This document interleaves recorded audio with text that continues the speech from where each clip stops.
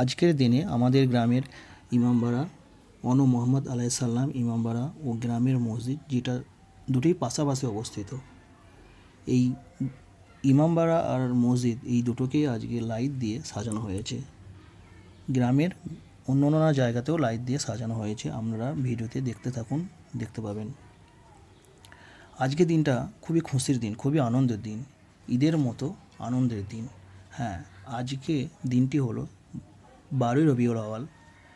আর 12ই রবিউল আউয়াল আমাদের কুল কায়নাতের নবী, বিশ্বনবী, মহানবী হজরত মুহাম্মদ মুস্তাফা সাল্লাল্লাহু আলাইহি ওয়াসাল্লাম জন্মগ্রহণ করেছিলেন। ওনার জন্মদিনটাকে আমাদের জন্মদিনে গ্রামের বিভিন্ন জায়গায় এইভাবে সাজিয়ে এবং বিভিন্ন অনুষ্ঠানের মাধ্যমে আমরা দিনটাকে পালন করি। ভক্তি, আনন্দ, ভালোবাসা, ভক্তির সঙ্গে পালন করি।